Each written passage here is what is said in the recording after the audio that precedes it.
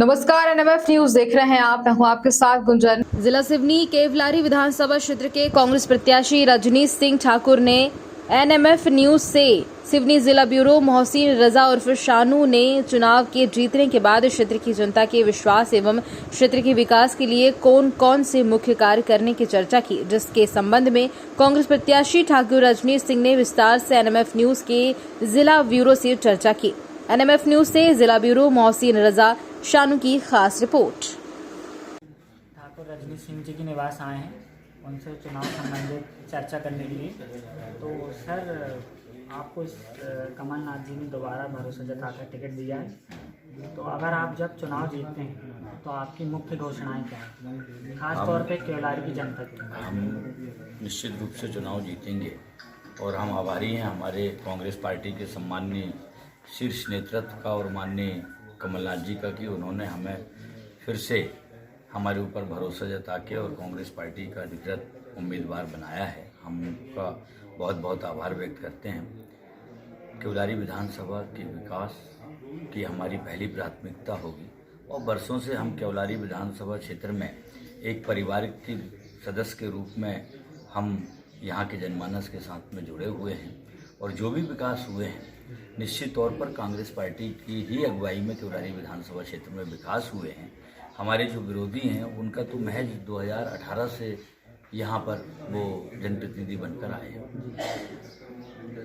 तो अगर इस बार आप चुनाव जीतते तो आपकी मुख्य घोषणाएं क्या हैं किसानों के लिए? किसानों के लिए उनके खेतों में पानी की व्यवस्था, जितना जाल बिछा है पानी का वो कांग्रेस के ज़माने में बिछा है। भारतीय जनता पार्टी के जो वर्तमान विधायक हैं उन्होंने कोई नया काम थोड़ी किया है। मैं 5 साल विधायक रहते हुए 35 गांव में नहर पहुंचाने का काम किया मैंने, मात्र विधायक रहते हुए, जबकि मेरे दल की सरकार नहीं थी। फिर भी मैंने सहजता, सरलता और विनम्रता के बल पर अपने क्षेत्र में नहर बनवाने का काम किया। ऐसे अनेकों काम हमने किए। पलारी ते गड्ढा से लेकर कहानी तक की हमने कंक्रीट की सड़क बनवाई, 4 बड़े बड़े पुल बनवाए, छपारा में बीज बस्ती के अंदर का पुल हमने बनवाया, समूह जल योजना हमने लागू कराई। ऐसे अनेकों कार्यक्रम कराए। हमारे विरोधी जो वर्तमान में विधायक, उन्होंने ऐसा कोई बड़ा काम नहीं कराया जो वो 5 साल की अपनी उपलब्धि भी बता सकें। वर्तमान विधायक जी जो अपना क्रोध बता रहे हैं अपने शब्दों में, आक्रोश बता रहे हैं चुनाव को लेकर, और उनकी प्रवृत्ति ही आक्रोश की है और उनका जो अहंकार है, उनका जो सत्ता का मद है, वो सत्ता की स्वप्न सुंदरी उनके माथे सर चढ़कर बोल रही है और अपना अहंकार के बल पर डराने और धमकाने का वो प्रयास कर रहे हैं। उन्होंने कोहराम मचाने की भी बात मेरे गांव में कही हुई है। स्पष्ट तौर पर एक वीडियो वायरल हुआ है जिसमें उनका सुनाई दिया जा रहा है। उन्होंने केवलारी विधानसभा क्षेत्र की जनता का अपमान करने का काम किया। चुनाव जीतने के बाद जो शब्दों का उनने जनता के लिए, कार्यकर्ताओं के लिए उपयोग किया, वो सर्वविदित है कि उन्होंने कैसे अपनी बात रखे थे कि वो चुनाव कैसे जीते हैं। जबकि लोकतंत्र और जनमत में जनता के विश्वास और भरोसे पर ही चुनाव जीता जाता है, पर उन्हें तो अपनी घमंड है, उनको अपने आप में अहंकार है। केवलारी की जनता के लिए और आपकी क्या संदेश है?